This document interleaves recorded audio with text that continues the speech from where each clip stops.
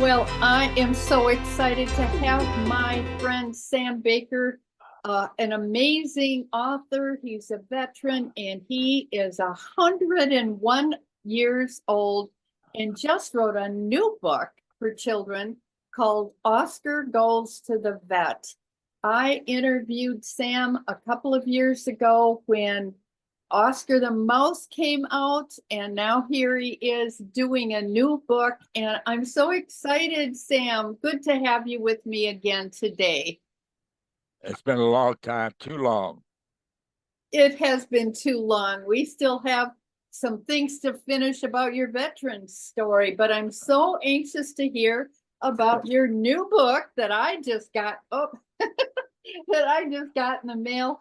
Oscar Goes to the Vet. So, Sam, tell me about this book and where did this one come from? Well, um, there was a very good friend of mine who was in the same uh, retirement home I'm in, called the V at Scottsdale. And in talking, it turns out that Don was a Marine in the another division. He was on Okinawa at the same time I was. Of course, we didn't meet. Um, but he was a corporal. I was an officer in a different division. And we talked about our wartime experiences. And when Don came back from the service after World War II, he went on GI Bill and went to school and became a vet. And he moved to Scottsdale and opened a practice. Had a very big practice. And I said to him, "Had you ever had a mouse for a patient?" He said, "Yes, I did have one one time." Really? Well, uh, I had a white rat as a kid, but you can't write about a rat because everybody would cringe. So I made it a mouse. And so this book, Oscar Goes to the Vet, is dedicated to Don. Uh, and there's a dedication story on the in the entranceway. Uh, right here. Uh, Oh, okay. uh, The backstory. it shows, Yeah. I'm just turned 21 in that picture there, right Oh here, my. and this is Oh, Don when he was in the service, and this is oh a wow. picture of us when we were here at the home, at the retirement Oh, place, how wonderful. Oh, and he and passed away. I'm so sorry about that. well, I'm just lucky. Uh, my pacemaker's his battery's going to die in about 6 to 8 months, and I called them up, and they said the new battery will last 16 years. So I said I'll take it. Good for you, Sam. That's wonderful. Oh, so uh, your friend was an inspiration for this book. How touching. right, and uh, his daughter and his family have welcomed it with open arms because it portrays him in the way he was. He was a very gentle, big guy, but a very gentle guy, and it's been well received by people. And since I last saw you, I've been reading to pre-kindergarten, kindergarten, first and second grades at a number of schools around. And Linda, they are the nicest kids. At that age, Oh, I don't remember. I don't remember being that nice, but they are, and they don't know how to. Uh, they're lost about showing appreciation to a stranger, so they run up and they hug me, and oh, you can't buy that enjoyment. It's no. so wonderful, and Absolutely. um, some of them it's amazing. In first grade, some read, some can't, and I've tried to show all of them they can read. And one of them said, "Why? How?" And I said, "You had to show them a picture," and I said, you tell me what's in the picture. Well, they can very easily do that. And I said, now you're picture reading. Well, that Yeah, lifted his spirits. He's absolutely. he can read, but he's a picture reader. And Right. but in a sense, when we look at a picture, we do read it. Right. We see the contents and we see what it's about. So that's reading. Right. And Absolutely. um, Well, I still that's why it's so important, which I think you did a marvelous job on making sure that the pictures in your book are consistent with what you're writing in the book. And I think you and Lisa and I and Saha, whoever that is, those two are the illustrators, I'm sure, did just a beautiful job of laying out those pictures. I'm just gonna show some of how beautiful the inside of this book is. It's so colorful and so bright, and I just love it. So they did a great job of illustrating. Great job. absolutely. At least Lisa is just a genius at it. But and this isn't her field of work. This is her hobby. Really. Oh my Yes. goodness. What a great hobby to have. She certainly could make it her work because she does a great job with that. So I just love it. Well, she was working at a bank, and she did this just as a side thing, just to keep have fun.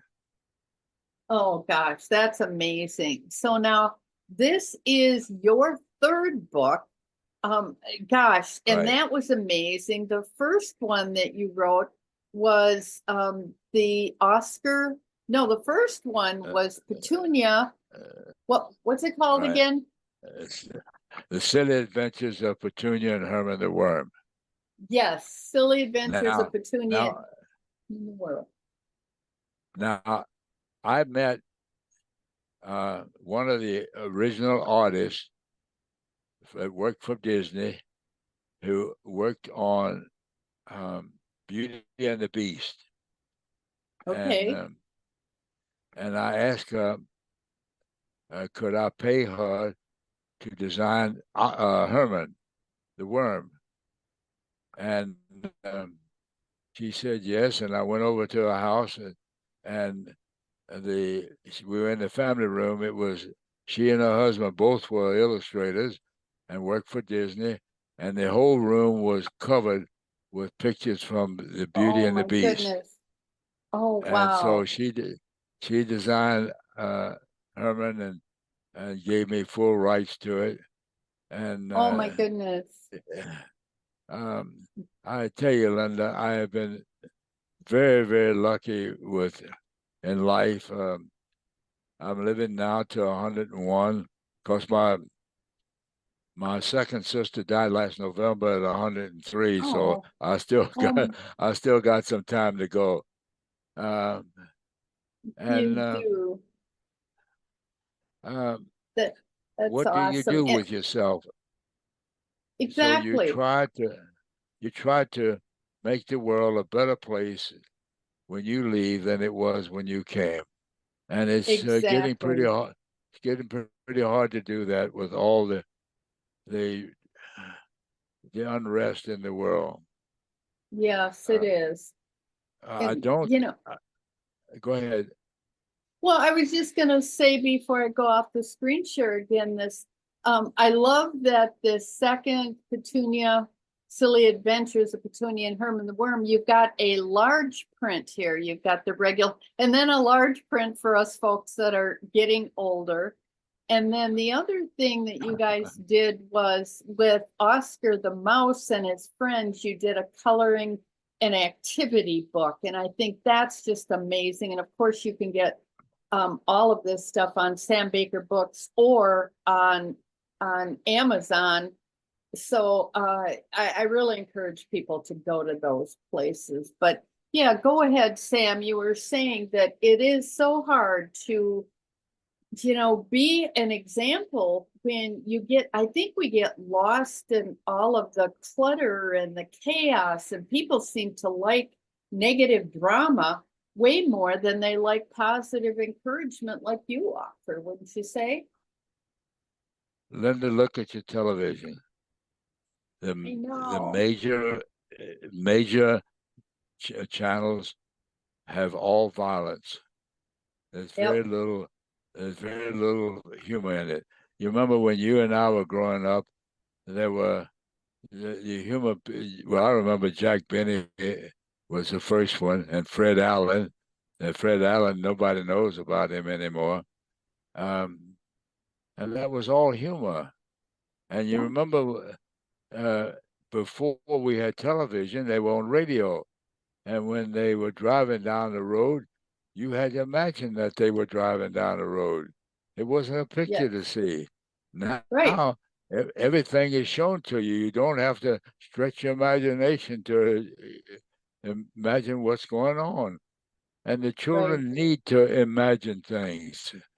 And that's Right. why I think children's books are so important because it develops that stage in their early life. And as you know, uh, children in early stages learn well, and they learn by example, they learn by reading, they learn by visualizing.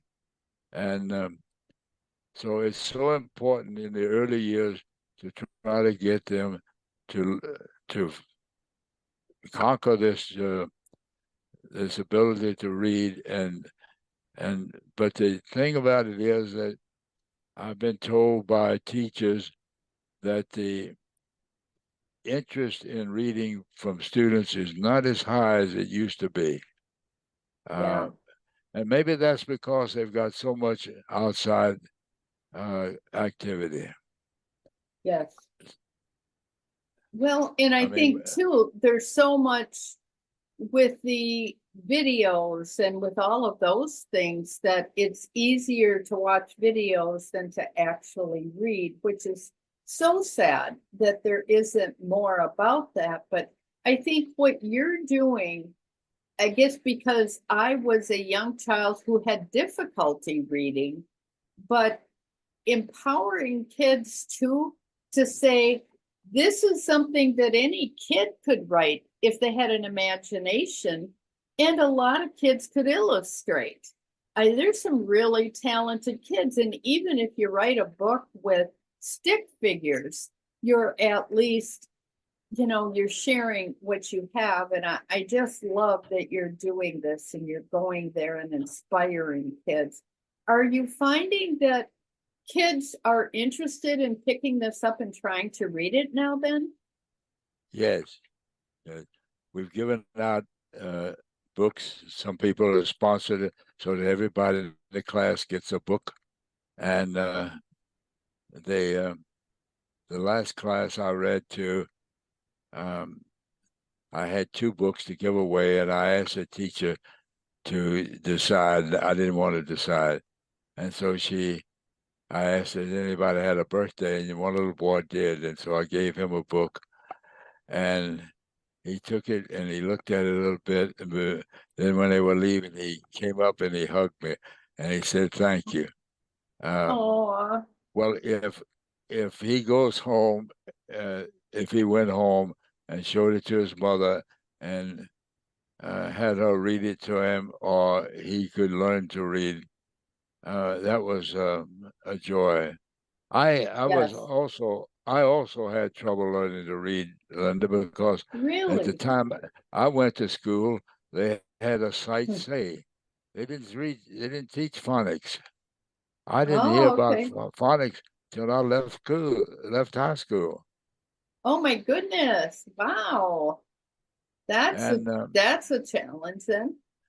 and part of my problem was I didn't know it, but 3 months after we were married, Janet said to me, "Sambo, you don't hear words right. No wonder you have so much trouble spelling." And down south, people do talk a little slower and slur their words more. And it's difficult if you don't hear. I had a hearing deficiency that I didn't hear the syllables as well as you do. And we worked on correcting it. And Wonderful. I don't know whether they give hearing tests to children. I guess they do, those that can't hear. In one class I spoke to, I had to put a mic on my lapel because one little boy had earphones. It's the only way he could hear. Oh, And wow. I watched him and he was smiling and shaking his head, so he was hearing me. But Oh, how wonderful. um, as you know, you've been in the teaching area. Reading is a foundation for all other learning. If Absolutely. the child is deficient in reading, how can they advance in all the other subjects? Exactly. Now, we have presentations on subject matters now that we didn't have when we were going to school, and it's easy to do. And they have tutors now that on television or on your little sheet, your little computer screen that you have.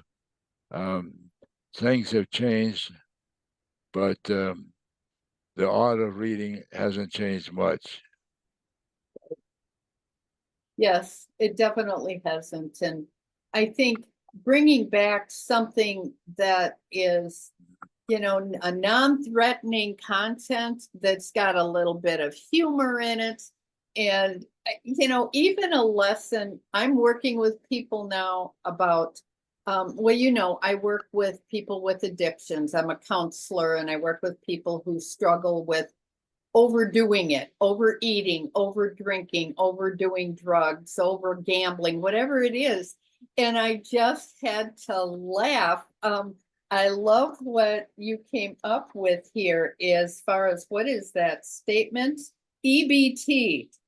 I'm going to use that. Eyes are bigger than tummy. EBT. I love that. And my husband and I talk about this often. It's like, it's not that we're necessarily eating the wrong foods. We're just eating way too much of the wrong foods. And once you get it on your plate, I think too, Sam, you can relate to this. You grew up poor where you eat everything on your plate because there's children in Africa that are starving. That's what my mother used to say. And now I support those children in other countries that are starving. But I love that. And working in recovery, I'm going to put your video on my Purpose Driven Recovery Connections YouTube channel because this is, I see, a book that people can laugh at, they can have fun with, they can realize that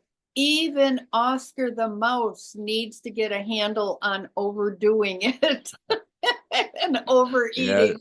So I'm going to use it in my profession also on addiction to cheese.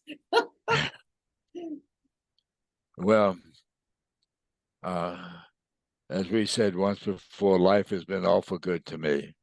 I could never Yes. have imagined, Linda, when I finished college, the career that I had in all the years from there, 80 years ago, when I finished college, um, what what the world had in store for me. Of course, Amazing. I knew the war was going to occupy me and a lot of other people. But after the war, you know, as I tell my children, life has no U-turns. You can only Oh, change lanes, but you can't U-turn. So whoa. you have to make a mess of whatever you have. If you made a mistake behind you, then correct it going forward. Um, Absolutely. I've been watching a lot of videos on centurions. I turned 68 this summer. And I want to live to be 100. And there's a lot of people asking, how did you do it, Sam? How did you get to be 101? What is your secret? well, in my case, it's a pacemaker. I would never live this long without it. Okay. I've got my Medical second one. miracles. I have a second pacemaker. and I am due for the third one before long. Good Lord willing, I'll live that long. Um, you know, to break in a little bit. There was an old saying: if you, good Lord willing, the creek don't rise. You've heard that? Yeah, Well, heard that.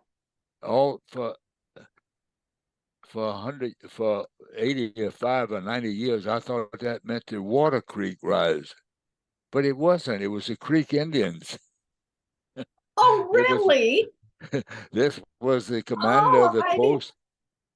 The commander of the post when the Pilgrims came over and they built a fort and had the expression, uh, "Good Lord willing, the creek don't rise." But the creek in it wasn't as the water creek, but uh,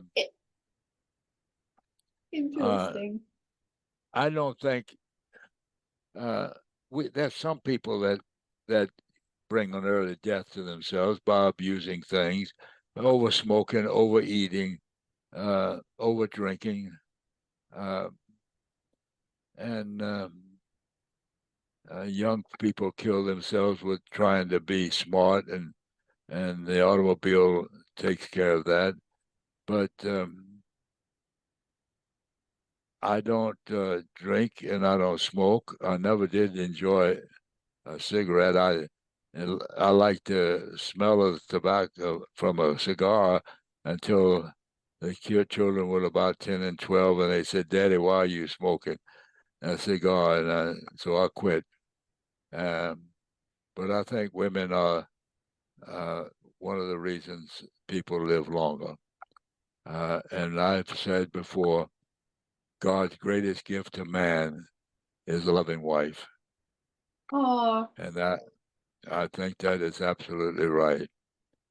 And oh, um, I remember when we got married, the rabbi says, "I'm going to give you only one word of advice. Only one of you can be mad at a time." Well, it worked until we were going transferring from Cape Canaveral to Norfolk, and we had a discussion in the car about money, and it got pretty. It was only disagreement we've had in all that years of marriage. And so I oh said my to goodness. myself, what difference does it make? It's all in one bank account. So okay, do it your way. And that's it. We That never was had it. another argument. Uh, Oh my goodness. That's wonderful. That's wonderful. How did you get through when your wife passed? A lot of people go down the tubes. They get so depressed they can't cope. How did you cope? Linda, before Janet passed, I always thought it was disrespectful to the mate to get married so soon afterwards. And I must apologize now. That was a wrong feeling. Once your mate leaves, it's very, very depressing. I mean, Sally came to live in the house with me when Janet was getting very sick. And she was, of course, she had her life, and she just used the bed there for her home. And I found that I was becoming a hermit, and I would make all kind of excuses not to go out and go to dinner or go meet with people and all. And after a year, I said, I, I think I have to move. So I sold the house and got Sally a condo, and I moved in here. And Uh, Sally's your daughter, just so people know. right. Sally is your daughter who introduced me to you, and I'm so grateful for your daughter, Sally, who has actually helped you a lot to get into this book writing Yeah. field, right? So, Right. so And you did move out on your own. You started a life. You found a new purpose to give to others, and here you are. right. Everybody has to give a little bit because you get it from other people. Yes. You know, it's tit for tat. Uh, and I What? think. life life is pretty somewhat dictated by your parents. Both of my parents were very loving people, very giving people, and that rubs off on you. Yeah. Yep, it does. My parents were the same way. Well, Sam, I am so grateful to have had you come and share your book today. Like I said, they can get it on Sam Baker Books Uh, or on I, Amazon or probably any other major bookstore, right? I don't know about the bookstores, but sambakerbooks.com and Amazon have them. Probably And Barnes and Noble too, if Amazon does, I'm sure. So uh, that's just wonderful, Sam. And before I forget how did you get to be 101? I know you keep busy, you keep purposeful, and are you still exercising? You were going to the gym twice a week. You still doing that? I'm now at 3 times a week. 3 times a week, and he's still driving Well, I at don't do it. 101. Yes, I got a new driver's license at 100. And I went down. Mike came here to visit with me that summer, and we went down to the uh, motor vehicle division, and I applied for the license, and they didn't give me a test. They gave me an eye exam. You know, I had to read something, and it wasn't a bright light, so I had trouble. And they said, uh, you have an eye doctor?" I said, "Yes." They said, "Go take this letter to him," and he certified that my eyesight was good. I only have one eye, my right eye, and so I don't drive at night. But I showed them the letter. They said, "Yes, stand there, take a picture. Here's your license." Good for you. Good for you.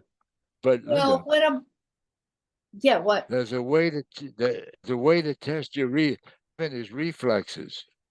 There's a way to test it, and let me. It's not my idea. I saw this on television. You take a dollar bill, any bill, and you hold your hands about an inch apart, and you start here, and you have somebody else do it, and they drop the bill, and you see if you can catch it. If you can catch it from halfway, you're very good. You catch it from the top, you're good. But if you can't catch it, then your reflexes are not that fast. And Oh, wow. Okay. Good to know. and Well, great. you always learn something. If you, my mother had the expression, you can always learn something if your mouth isn't open. If There you we go. if you're not talking, then you can learn. Absolutely. And Well, my dad had an expression, Sammy, if you always tell the truth, you never have to remember what you said. there you go. Isn't that the truth? Oh my gosh. Don't we catch a lot of people watching TV that are talking out of both sides of their mouth and they can't remember what they said before? So you take what they said here and and it's like they don't make sense. So you've got integrity, you've got honesty, you've got a strong faith and spirituality. And I appreciate your everything you've done. I appreciate you as a veteran having served our country and now as a amazing human being that continues to give back to the world as a great example to the rest of us. So thank you so much, Sam. I can't wait to your next book. I don't know when that'll be, but I hope you keep pumping them out because they're great stuff. So thank you so much, This will be Sam. I'll be looking forward to the next one. the next one will be a novel. I got 4 chapters done. It Wow. takes place right after the Civil War. Oh my gosh, I Uh, can't wait. It's going to be amazing. Do you have a title for it yet? well, it's a young man who uh, has issues with the people in the town, Uh, uh, well, before the Civil War, a man comes and buys some property next to his father's sawmill, and they become friends. And he teaches them how to hunt to fur because this man is a fur buyer, and so when the war starts, he goes to the war, and he gets wounded. His horse falls on him, and he loses his one leg. And before the war, all the people in town used to come to his house for parties and all. And after he comes home wounded, nobody comes. And he Oh, sits on the front porch and watches, looks towards town, and the little boy goes into the back room and cries for him. And when he dies, he hates everybody in town. And so he oh, figures the only way he can escape it is to go away, and he becomes a fur trapper in Missouri. And wow. he befriends a female wolf, uh, befriends him, and they become friends. And he saves her life, and then he accidentally kills her, uh, shoots her, and she doesn't die, but she leads him to the den. She's got a little baby pup, wolf pup, and he takes it and raises it, and calls it little pup boy because he's feeding him. And he says, "Oh, good boy, good boy, good boy." So he names the boy. Sally says that's a bad title for because of racial wording, but I haven't found a better word yet. And he grows up as a little love story, and um, uh, I think it's a good story. It, It teaches good morals and everything. all your books do, Sam, and I'm really grateful. So last plug for Oscar Goes to the Vet. Please go to either Sam Baker Books or Amazon. Grab this. It's a great book, and I really encourage you. So thanks again, Sam. Be looking forward to I'll be looking for that novel. So God I bless you. thank you. Keep up the great work. Yeah, Thank you, you're Linda. welcome. And people should remember books last generations. Yes, they do. They do. Your books, you can pass to your children can pass to your grandchildren. Um, they're a wonderful thing. The printing Yep. press, when that was created, what a marvelous thing it was. It really was. It really was. Well, thanks so much, Sam. You have a great day and we'll talk to you at the next book. Bye-bye. Bye bye.